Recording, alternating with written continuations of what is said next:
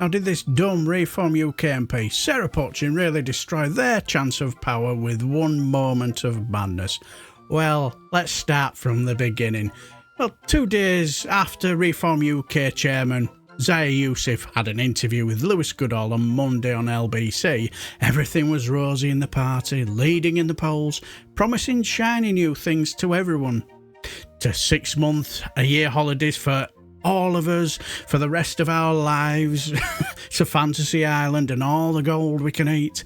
While nobody would be paying for all these shiny new things in taxes, of course. It'll be Liz Truss on steroids. That's it, I'm sold. That's it, I'm now going to be a refuck supporter. Who wouldn't want that? Well, come Wednesday, clearly Reform UK's newest MP couldn't contain her excitement and she just had to tell everyone why. Hello everyone, really important day for me today. I've got my first question at PMQs to the Prime Minister. I've asked you, my constituents, what you want me to ask, so join in at 12 o'clock and see what the question's going to be. I wonder what question she's going to ask. Is she going to skewer our returning Prime Minister on the winter fuel allowance? Does she have a zinger up her sleeve about the two-child benefit cap? Has she got a doozy about stooping net zero? I'm on tenterhooks. I cannot wait to see the latest Reform rising star in action. Go get him, Tiger. Given the Prime Minister's desire to strengthen strategic alignment with our European neighbours, will he, in the interests of public safety, follow the lead of France, Denmark, Belgium and others and ban the burqa? Prime Minister.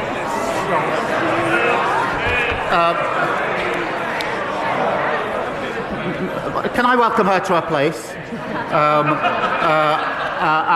But I'm not going to follow her down that line. But now she is here and safely in her place, perhaps she could tell her new party leader that his latest plan to bet £80 billion of unfunded tax cuts, with no idea how he's going to pay for it, is Liz Truss all over again. Although, considering I think she was a Conservative member when Liz Truss was leader, she probably won't. Well, that was certainly different.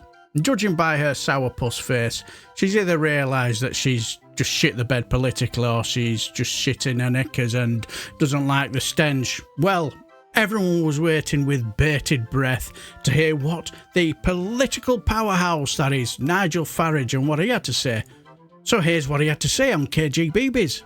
But let's get back to what Sarah Pochin is talking about. I think this debate actually goes beyond the burqa, and she listed some European countries there, but I'm going to add to that.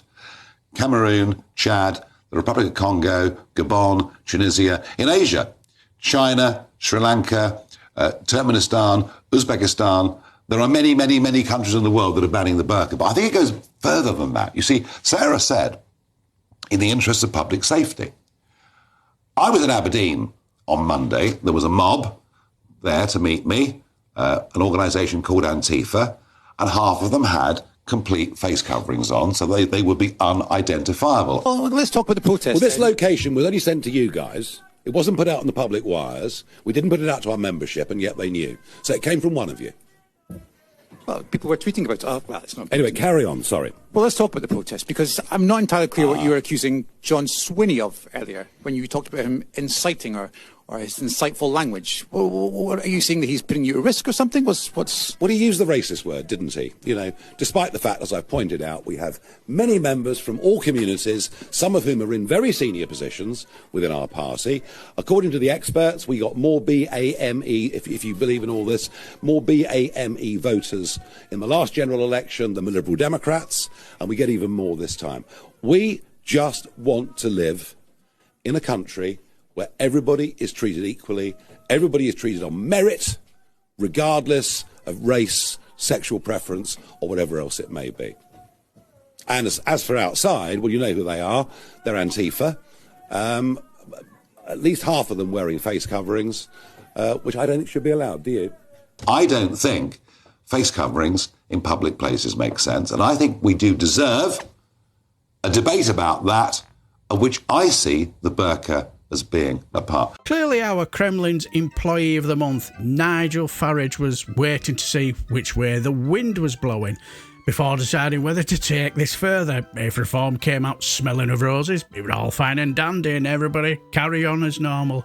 But if the stench from Sarah Pochin's knickers, started seeping through his after-shaved hanky under his nose and started to become even too strong for the likes of him, it was decision time, wasn't it? Stick a twist, so to speak. Well, Farage was treading water in Pochin's you-know-what. Well, Reform Chairman Yusif was getting loads of messages saying, come and have a look at this. Is this now Reform UK policy? Well, at the time, all the racists got incredibly excited, but that soon disappeared when he replied, no, it isn't, and it was also a very dumb question, to which the replies were interesting at best and very racist at worst. So while Farage was still treading water in you-know-what, this happened. Told you this reform row was big, and it has, in the last few moments, claimed a casualty. The Reform Chairman, Yusif, has resigned. Henry Riley's here with the details. Henry. Tom, he's put out a statement on X, Yusif, who's only been chairman of Reform for 11 months. He said, I've worked full-time as a volunteer to take the party from 14 to 30%, quadrupled its membership, of course. It's hovering, I think, around 130,000 at the moment. Delivered historic electoral results. This is the killer line, though. I no longer believe working to get a Reform government elected is a good use of my time, and I hereby resign the office. Now, Tom, I was with Yusif earlier this week. He was spearheading this Kent Doge campaign that we spoke about on your programme. He's been instrumental in the party, not just boosting the membership. To put it plainly, he's a businessman who has a lot of cash as well, so he's been donating to the Reform Party, providing advice to Nigel Farage, modernising the party. You've spoken about Rupert Lowe on this programme, the now independent MP who quit. This is far bigger in terms of a blow for Nigel Farage. This guy was the future of reform. Absolutely. Quite what he's going to do now. Oops. Never saw that one coming on Monday, did you? Well, Farage tried to save the situation by saying, the reason why he resigned was because he couldn't handle the pressure, you see. I have to say, I thought for a minute I sounded a little bit like Phil from Different Bias then.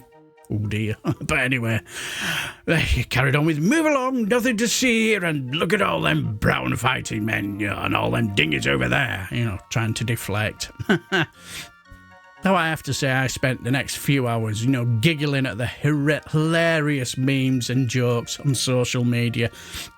I absolutely fell out of my seat giggling. But my favourite tweet came from Narinder Kaur. Now, if I butchered her name, I do apologise. Where she said, and I quote, it took him a while, but we all get there in the end. That realisation that you will never be accepted, and no matter how much you try to be like them, think like them, you will never, ever, ever be equal to them. Bottom line, Reform UK is a party for racists. Zaire had no chance. And I totally agree. I call him the water carrier for the extreme racist Reform supporters. Let's be honest, he was only there so they could say, we're not racist, our chairman is a Muslim, look. Also, he was never accepted because, plainly for the colour of his skin and for being a Muslim as well. Because I've seen plenty of UKIPian reformy type supporting live streams, and they are absolutely batshit, especially on social media posts as well on Twitter. What a cesspit. So I can attest to that. So, my friends, is Reform UK imploding, and have they destroyed their chance, and possibly their only chance, of winning power and winning the next general election? Let me know down below. Also, have a lovely weekend and take care, my friends.